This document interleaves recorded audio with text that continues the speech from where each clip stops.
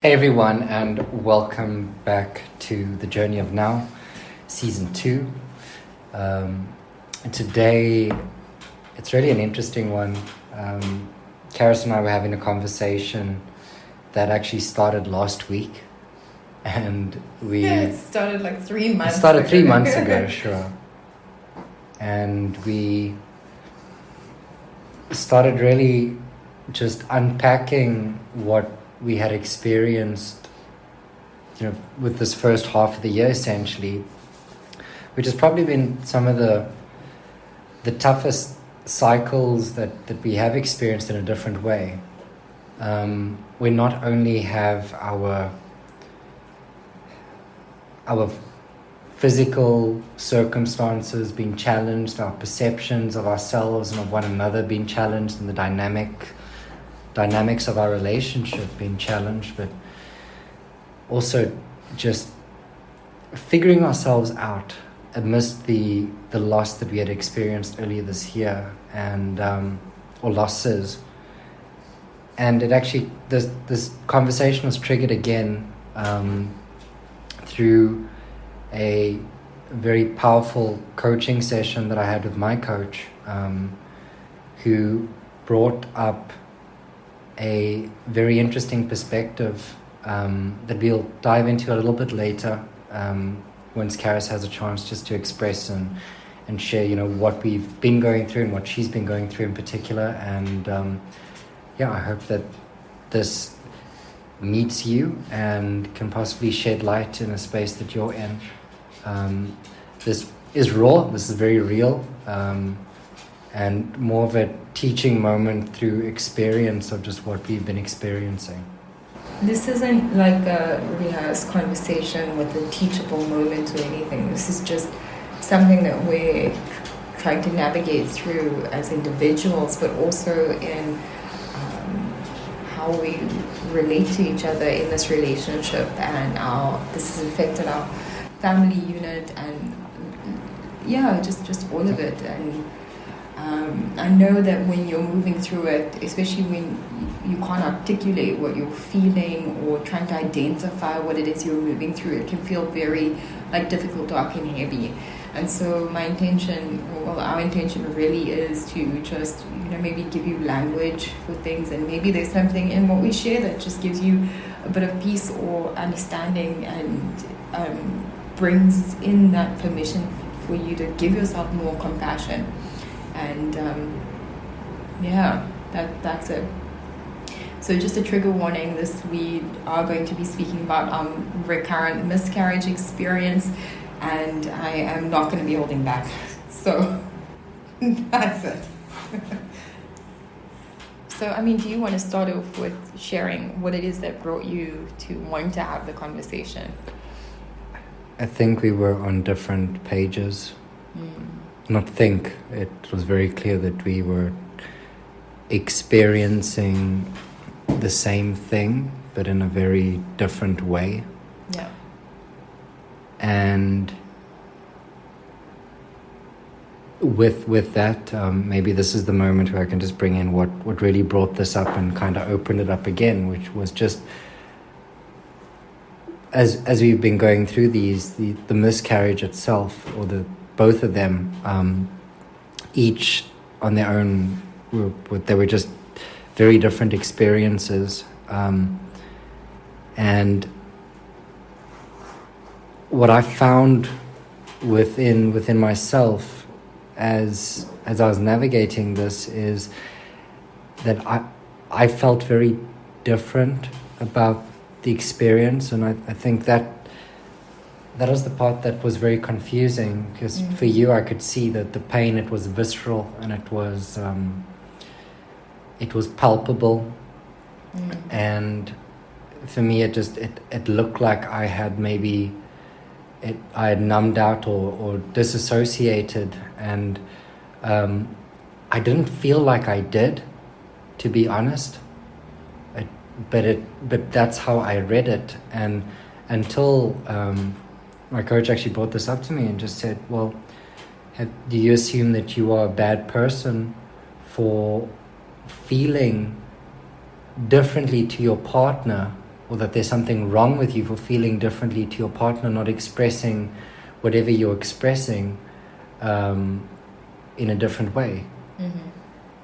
And that really kind of shook me, because I didn't think of it that way, because I kept on thinking that it was grief per se, and I think there is a layer and a component of that as well, but that led then to the thing that we talked about the last time, which was from a very, how do you pronounce the relationship, from a very heteronormative, from a heteronormative perspective, how dynamic had to shift. Look, I realized I also took on more of maybe the kids during that time in whatever way I could, just to give you that space.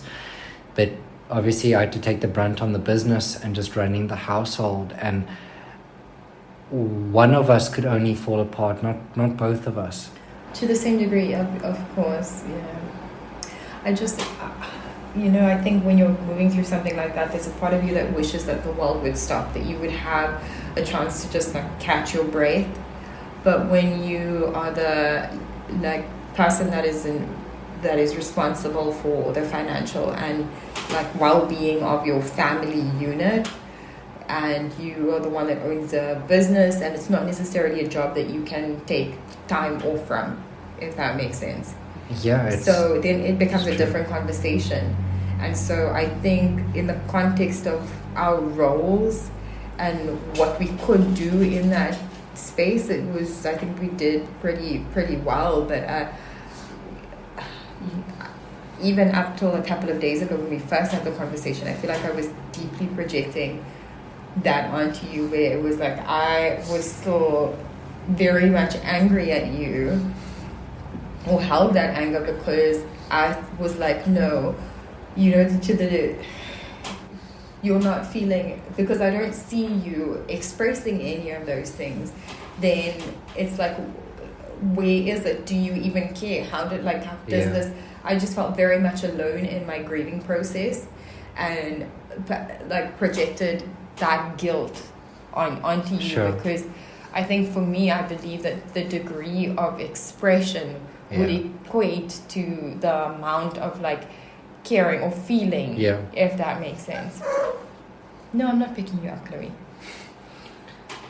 And even still now, I feel I'm still struggling to hold the concept of we process things in different ways, and that's fine. But but is it fine? No, it is fine. I think that's what I really respect, that within our relationship, that we're able to hold two concepts at the same time. And just because I don't agree with you doesn't mean that what you're experiencing isn't valid, or that it isn't that. And you believe the same thing on my end. Yeah. And that's it. I'm not trying to shift your experience. I just needed to understand it, and that was it. And just to add to that, I mean, if maybe it was a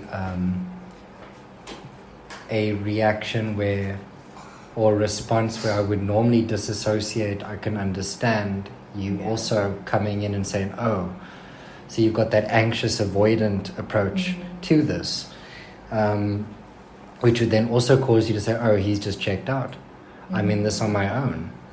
And maybe years back, I would agree with you, but I felt it. I really did. It's just, it didn't take the form that I had assumed it to be, maybe because of that projection, or because of the guilt that I felt, because I felt like maybe there was something wrong with me for not feeling it or experiencing it, because we're in it together. And this is where the conversation really opened up, where we look at, for a man in this space, or let's say the partner that is not necessarily physically pregnant and having a visceral sensation of this human being growing inside of them. Yeah, well, in the context of our relationship, yes, you are. Yes. I cannot get pregnant. No. And it's a thing of, it's more of an idea, and that's what I built up. I could jump 2 years into the future, and it was going to be this thing of I could could see a 2-year-old sitting at the table and my 2 sons busy and trying to feed her and them bickering and just enjoying the chaos with the pug in between the mix. And you build up this reality, and it's when your current reality does not align with that future that you had envisioned, and that shatters, that is painful.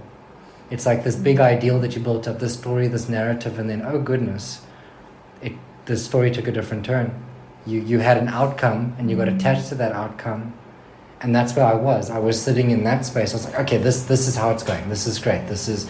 You know what they say about like how men typically only become fathers when they like feel the baby move, when they're holding the baby in their arms. But like, I think for me it was a biological shift. As soon as I felt not the conception, but like as soon as I had this like knowing, even before the test, it was like, oh no, I definitely know that I'm pregnant. I can feel it.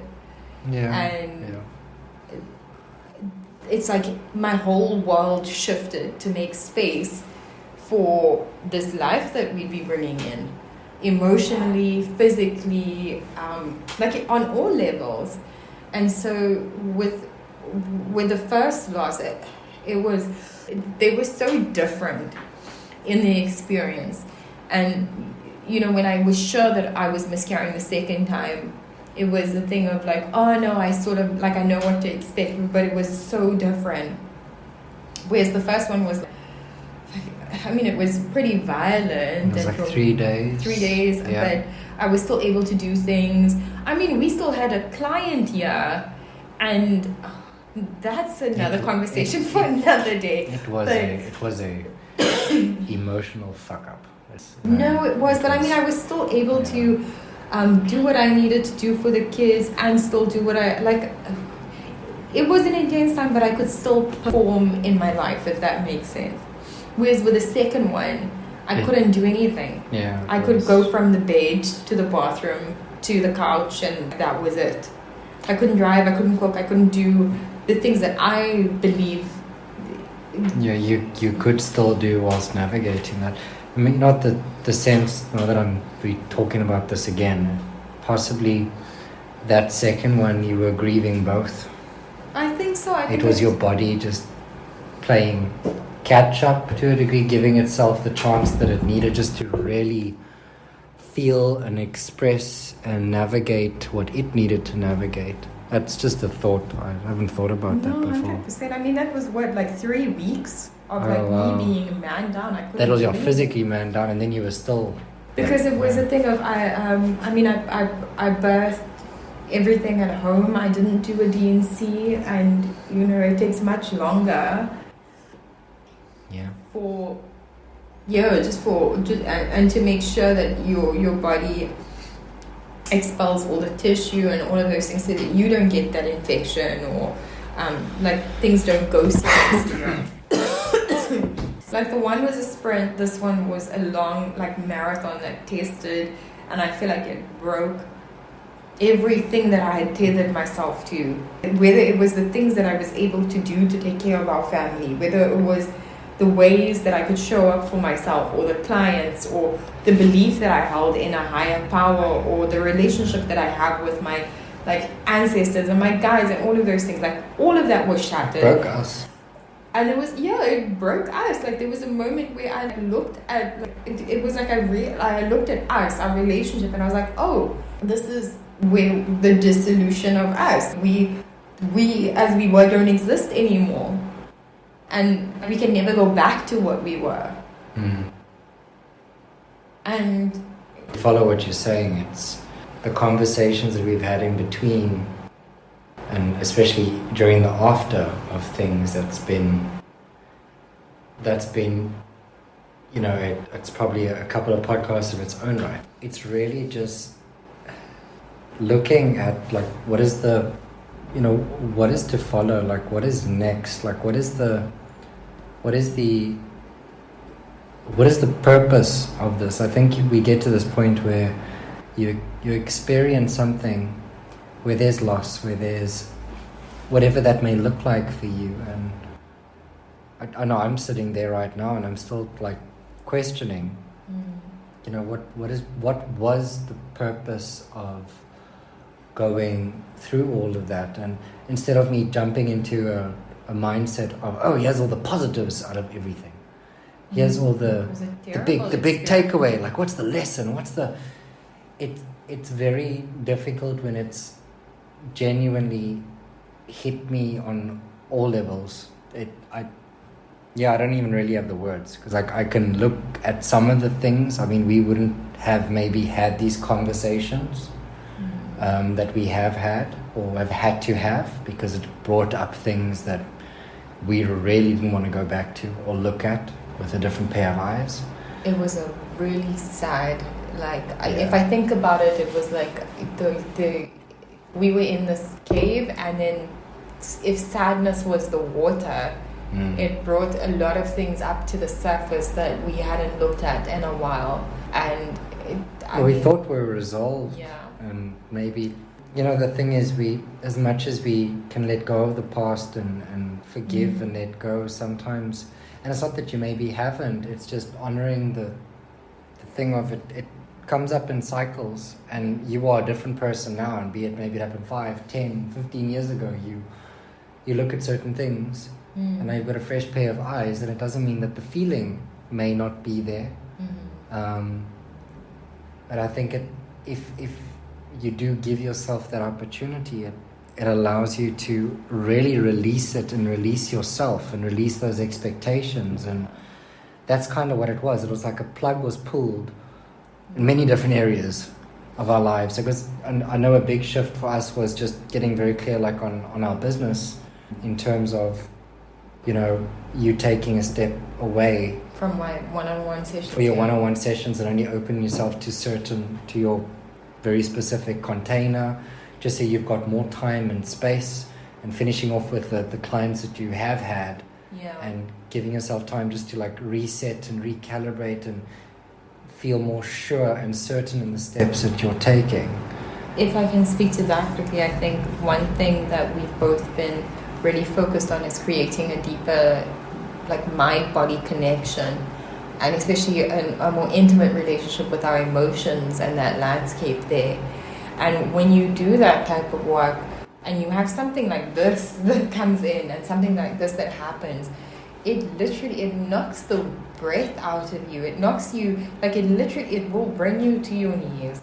I think when we live in a society that is so numbed out from themselves and how penetrating things really are, and then you go through something like this that really reminds you, I'm a human being, and I need to honor this process, and I need to have some sort of ritual. I need to grieve this, and I need to I'm not saying get stuck in there, but give yourself time and space.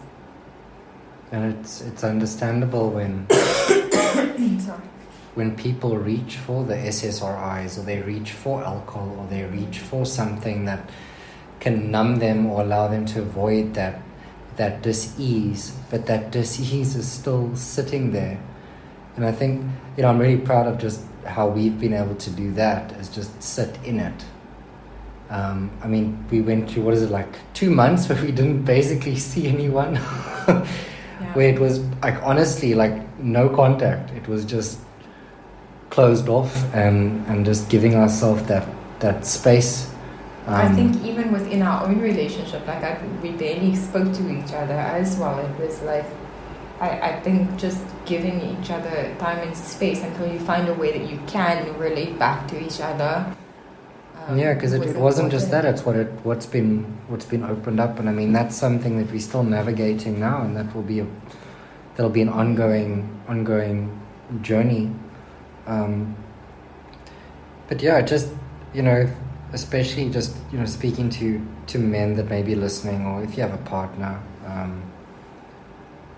this is something that you might have sat in a very similar position, or be it it's a thing of you're experiencing this overwhelm and you don't necessarily have words. And I'd really just want to say it's okay, and maybe just communicating that could bring you a little bit of peace in what's arising in your space. Because honestly, I mean, sometimes we've gone like I don't know what to say.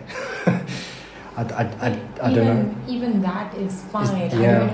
I don't need you to say anything. Sometimes I just need you to sit with me, and it's not there's no amount of coaching or tapping or advice or anything. There's nothing. You don't have anything to say because there is nothing to say. What are you going to say that is going to fix it?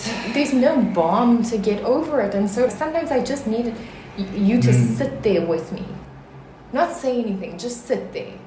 And I think that's something that if you are going through it, or if someone else is going through it, and if this ever is something that you walk through, just being able to sit in it with someone. It's not the thing of, we hear it all the time, you should be able to do this for yourself, but we give each other permission to feel things and to heal things when we validate the things that people are moving through. Yeah. We're here for a human-to-human connection experience, and when it's sometimes, all I want is someone to sit there and let me express the full spectrum of my grief and what I was experiencing, and then be like, oh no, it's fine, you did really well, good job. That is a really fucking difficult thing to move through, but you did it, good job. And then when it comes up again, then same thing. Then you do it again, and then it feels easier the next time, and then you also know that you can handle it, versus feeling like you're going to get lost in it and you have no idea how to handle it, and that it's going to kill you. Because there were so many times that I felt like, this is going to kill me, I don't know how to do this. But you do. And it's just having someone there in that with you that makes it. And it's not in a codependent space, but this is what interdependence is, and this is why we have relationships in there as well. You also have to trust that people, the people in your life, enough to be able to share this part of you. It's not the love and light aspect of things, because making the baby is fun, but losing the baby is a different beast on its own. It's about making sure that when you commit to that you are committing to being a partner in all aspects of what it means to bringing a child in this world, or even because as you're saying that, it's not just this thing of it's the woman's issue. No, it's your problem. It doesn't affect me, like it does. Yeah. If you are a parent, or even if you are not a parent, and it'll probably be a different experience then, because you don't really see that, how can I say, fully experience that end result of you becoming a full-on parent. And not speaking to mothers, I'm just saying from a father's perspective. Even for me, when I was pregnant with Noah, I didn't realize that I was pregnant with the baby until I was holding my baby in my arms. It's very different. It's a very different experience. And when you understand the magnitude of the what could have been, that's a very painful thing. And I think that was where the root of my anger was, because I felt like you were my partner in the making, in the beginning of the pregnancy, and then you were my partner, left me in the loss of, and it wasn't that. It was just I picked up where I needed to pick up, and I couldn't. I was in it, but I couldn't be in the same boat as you. No. We were both sitting in the same body of water, parallel to one another, but you needed space, I needed space, and we had different priorities. Yours was, you need to put yourself back together. Mine was, I can't let things fall apart. Yeah. Again, in the context of our roles and responsibilities. Sure, of course. And I think that's obviously going to look different to every person listening, and that's okay. And that's why, just coming back to how you're communicating this when you are in it, and just really touching base with that and assuring one another wherever you are on the spectrum, be it that it is grief or loss or whatever the case is, just share where you're at, as uncomfortable as it is, as much as you don't want to hear it or say it or just say it. And Give yourself that. And just remembering you're a human being. Yeah. Compassion and like just, compassion makes a world of difference when it comes to this. So yeah. And if you're sitting there with the question of like, well, then what happens like once you've kind of moved past that? And you know, I don't think you ever necessarily move past it. Like, it'll always be a what if, it'll always be a question mark. I think there's just a sense of acceptance that begins to arise. Yeah. And from that point, when you're ready, you'll then be able to start looking at shifting your mindset. And then that's when those palpable strategic actions start to come into play, where you can start looking at the future again and looking, but you've got a very different lens that you're viewing things from, which is good, but you're still figuring that out as well.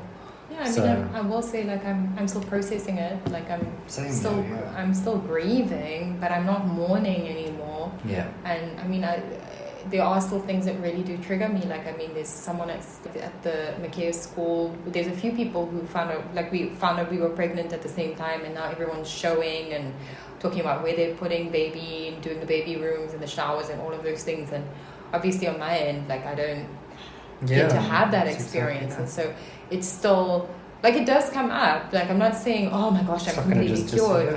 And we're still finding a way back to each other. But I will say, like, I think what we found was, like, our foundation is pretty fucking firm.